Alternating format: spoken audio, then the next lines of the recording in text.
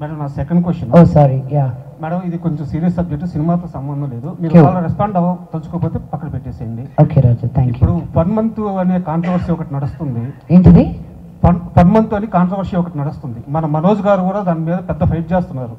ఒక చిన్న పాపని అబ్యూజ్ చేసి, చైల్డ్ అబ్యూజ్, ట్రోలర్స్, రోస్టర్స్ అని చెప్పేసి 1 month అనే ఒక ఛానల్ వాళ్ళు, మన మనోజ్ గారు కూడా దాని మీద చాలా సీరియస్గా ఫైట్ చేస్తున్నారు. అంటే మాకు తెలిసి మంచి ఫ్యామిలీ అంటే ఓన్లీ సినిమాలే కాదు, సొసైటీలో ఉన్న గుడ్ కూడా, వాళ్ళు గుడ్ కోసం ఫైట్ చేస్తారు, బ్యాడ్ని అపోజ్ చేస్తారు. సో మీ తమ్ముడు, మా హీరో మనోజ్ గారు ఇలా మంచి విషయాలు ఇంత బాగా రెస్పాండ్ అవుతున్నారు, దీని మీద మీ కామెంటు, ఇలాంటి ట్రోల్స్ని ఎలా ఆపాలి, సమాజాన్ని బ్యాడ్ చేసే వీళ్ళని ఎలా ఆపాలి, దీని మీద మీ అభిప్రాయం ఏంటి?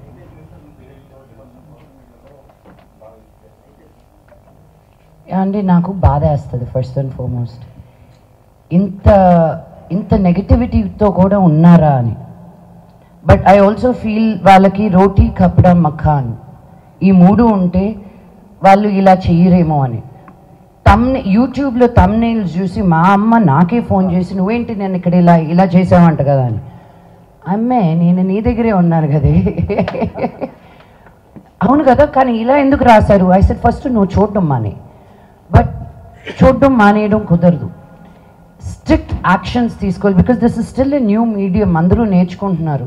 అందరూ ఎంత సెన్సేషనల్గా పెడితే లక్ష్మీ మంచు స్లాపింగ్ సంబడి అని ఉంది యూట్యూబ్లో, అది మీరు క్లిక్ చేస్తే నేను మేజర్ చంద్రకాంత్కి క్లాప్ కొడుతున్నాను. దానికి స్లాప్కి క్లాప్కి తేడా తెలియని వాళ్ళతోటి డిస్కషన్ ఎలా చెయ్యాలండి.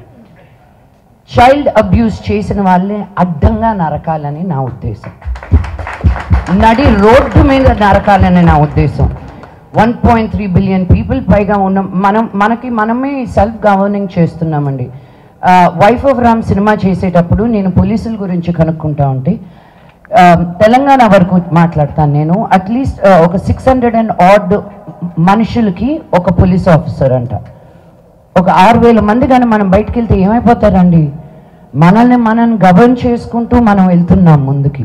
సో ఇలా తప్పు చేసిన వాళ్ళు ఎవరో ఒకరు ఆవును తిన్నారనో, ఎవరో ఒకరు హిజాబ్ వేసుకున్నారనో, ఎవరో ఒకరు మతాన్ని కరెక్ట్ చేస్తున్నారనో అని బాధపడమాకండి. ఒక మనిషిని మనిషిగా చూడనప్పుడే వాళ్ళని నిందించాలని నేను అంటున్నాను.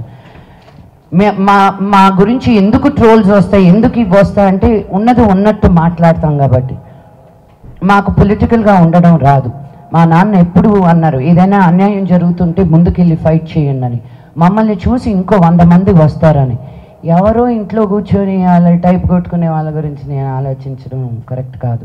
సో మనోజ్ ఏది చేసినా ఆలోచించి, ఎంత ఎమోషనల్గా ఇంపల్సివ్గా ఉన్నా కూడాను ముందుకొచ్చి ఫైట్ చేస్తే ఒక ధైర్యం అని వస్తుంది నార్మల్ మనుషులకు కూడా.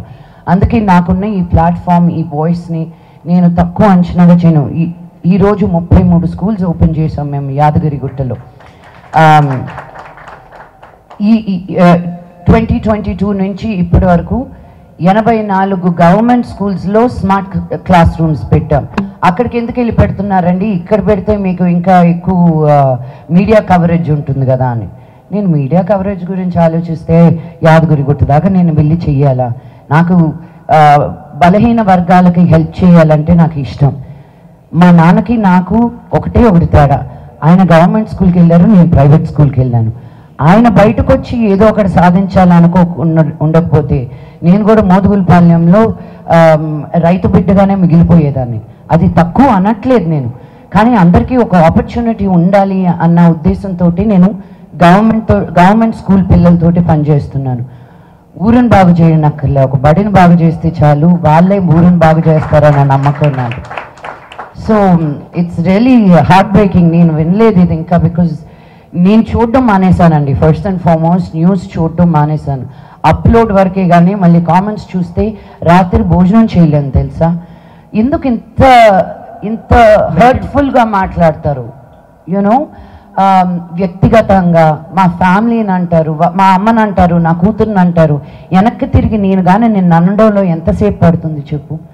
మీకు లేరా అమ్మలు, మీకు లేరా కూతుర్లు? మేము ఏం చేసినా ఒక 10 మందికి మంచి చెయ్యాలి, మిమ్మల్ని ఎంటర్టైన్ చేయాలని అనుకుంటున్నాం, కానీ మీ డబ్బులు మేము కొట్టేయట్లా, మోసాలు చేయట్లా. వాళ్ళ వెనకాల పడండి మీరు. మేమేదో కళాకారులు, మేము కలమ్మ తల్లిని నమ్ముకుని ఉన్న వాళ్ళం. మేము ఈరోజు ఉంటాము, రేపు ఉంటామో లేదో తెలీదు. జనాలకి ఎన్ని రోజులు నచ్చుతామో అన్ని రోజులే మేము పనిచేయగలుగుతాం. సో సొసైటీలో ఏది బాగాలేదు అన్నప్పుడు నిలబడడానికి ఎవరో ఒకరు ఉండాలండి. అందరూ నా బ్యాంక్ బ్యాలెన్స్లనే చూసుకుంటే ఇంకా సమాజం ముందుకు ఎలా వెళ్తుంది? మాలాంటి వాళ్ళు కూడా ఉండాలి మరి.